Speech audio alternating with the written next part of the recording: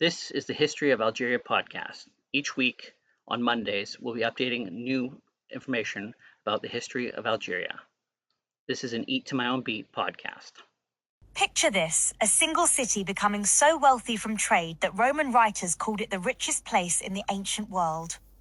We're talking about Carthage, the trading empire that dominated the Mediterranean for centuries before Rome crushed it.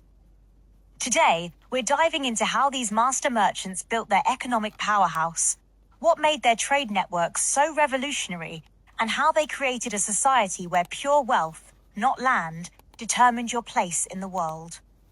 By the end of this episode, you'll understand how ancient commerce really worked and why Carthage's economic model was both brilliant and ultimately doomed.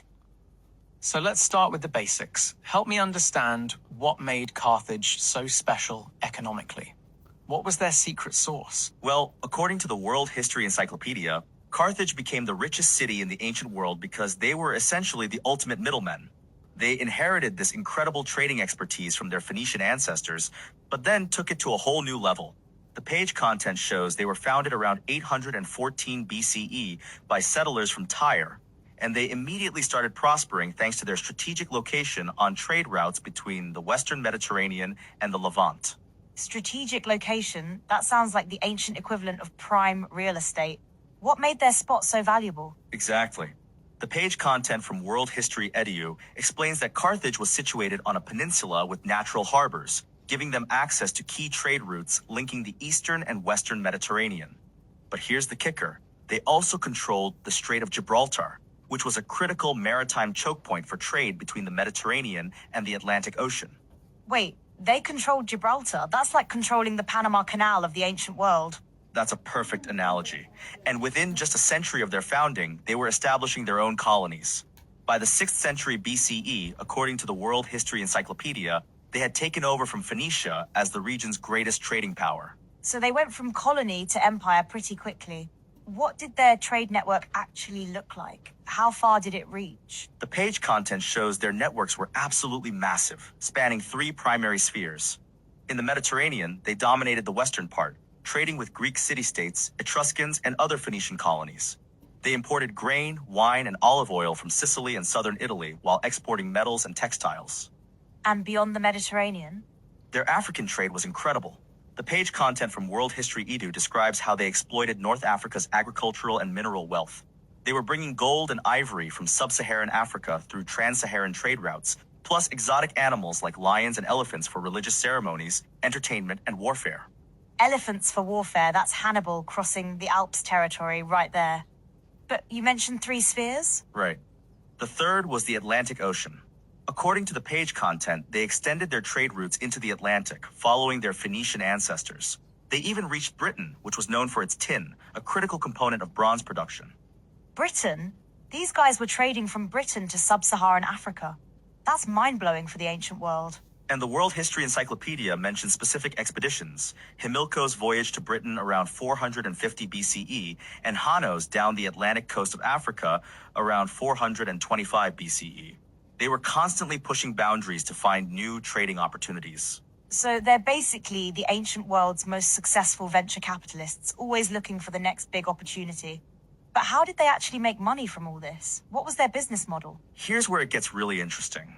The page content explains they were essentially doing what Europeans would later do in the Americas. They acquired metals cheaply from conquered regions and transferred them to places where they had vastly higher value.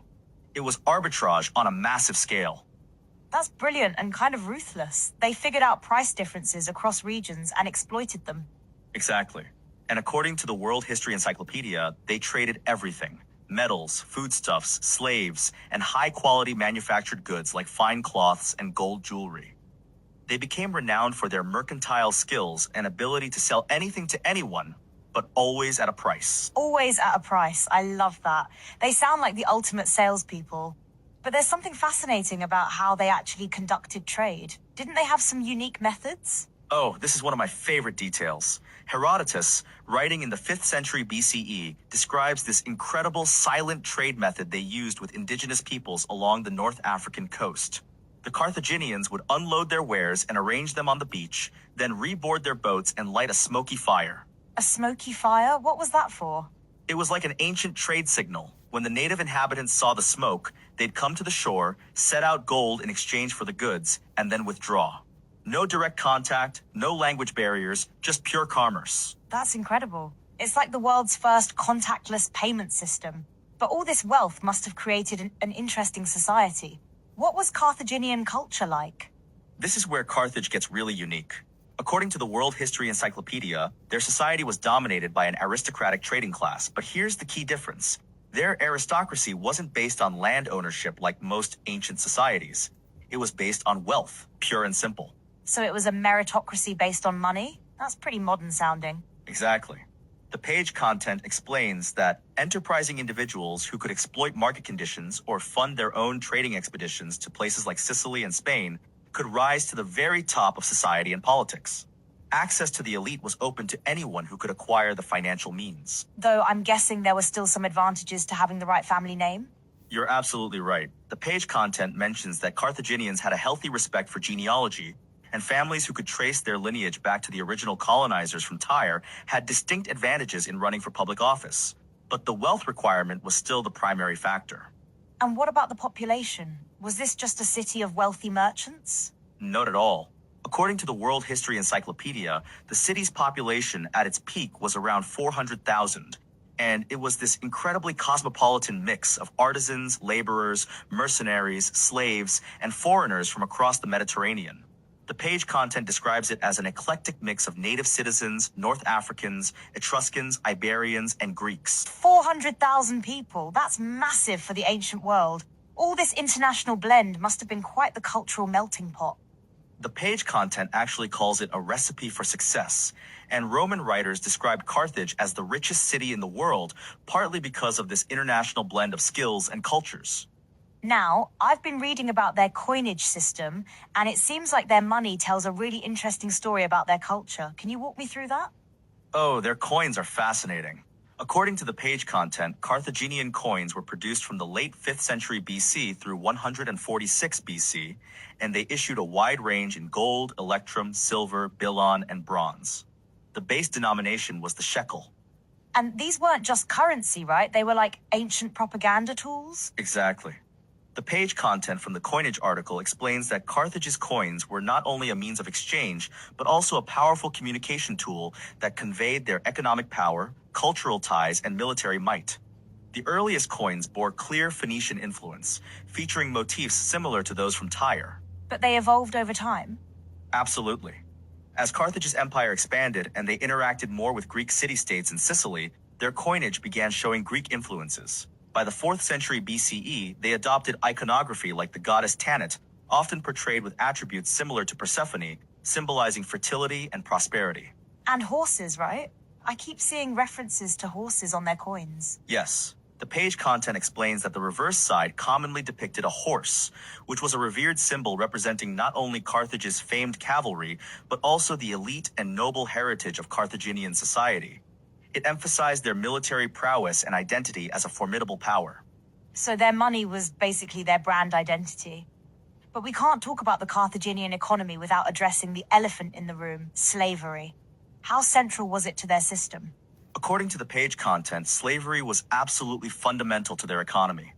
The Oxford academic source explains that slavery was an important institution at Carthage, with large-scale exploitation of slave labor in their agricultural hinterland and significant slave ownership among the aristocracy. And this wasn't just about conquest, was it? There were multiple ways people became enslaved? Right. The page content shows that individuals were enslaved through debt, punishment for crimes, or being sold into slavery by their families.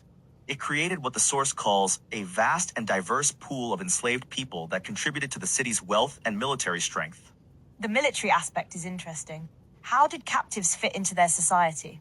The page content explains that captives, particularly from Iberia, weren't just considered commodities. They were often incorporated into Carthaginian society and played a crucial role in creating a distinct social stratum, frequently forming a loyal military class. Many Iberian warriors were even granted land and citizenship. So they had this complex integration system. That's pretty sophisticated for an ancient society. And according to the page content, this pattern of integration, coupled with capturing skilled artisans and merchants, contributed significantly to the city's rapid economic and military growth. They were essentially brain draining the Mediterranean. Brain draining the Mediterranean. I love that phrase. But here's what I find fascinating. They built this incredible economic empire, yet we know relatively little about them compared to Rome. Why is that? The page content from the World History Encyclopedia puts it perfectly. When Carthage was destroyed by the Romans in 146 BC, so too was its history in many respects. Details of how their society functioned, class relations, and especially the role of women remain frustratingly elusive. The victors write the history books, but what we do know suggests they were incredibly innovative economically. Absolutely. The page content shows they were pioneers in so many ways, from their silent trading methods to their wealth-based aristocracy to their complex integration of diverse populations. They created a model that was both incredibly successful and remarkably modern in some ways.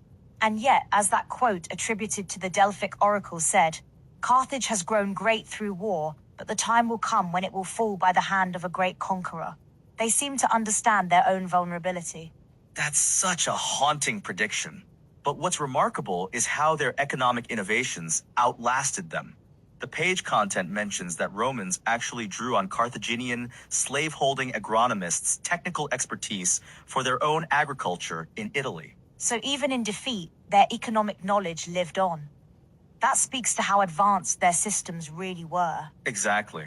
And when you look at their trade networks spanning from Britain to sub-Saharan Africa, their sophisticated coinage system, their wealth-based meritocracy, they were essentially running a proto-global economy 2,000 years before globalization became a buzzword. So when you step back from all this, what's the bigger picture here? What does Carthage's economic story tell us about ancient commerce and maybe even modern business? I think Carthage shows us that successful economies have always been about more than just resources. They're about networks, innovation, and adaptability. The Carthaginians understood that wealth comes from connecting different markets, adding value through trade, and constantly seeking new opportunities. And they proved that a society based on commerce rather than conquest could become incredibly powerful, at least for a while. Right. Their model worked brilliantly until they came up against Rome's military machine. But the economic principles they pioneered, international trade networks, currency systems, market arbitrage, cultural integration for economic benefit, those are still the foundations of global commerce today. It's incredible to think that when we talk about global supply chains or international finance, we're really talking about concepts that Carthaginian merchants mastered over 2 millennia ago. They were the original globalists, connecting Britain to Africa through the power of trade. Next time you hear about a trading empire or see a multinational corporation, remember Carthage, the city that proved commerce could build civilizations, and that sometimes the richest place in the world isn't the one with the biggest army, but the one with the smartest traders. Thank you for listening to the History of Algeria podcast. Please check back every Monday at noon Pacific time for a new episode. Also available on YouTube and wherever you get your podcast. Check us out at www.eattomyownbeat.com.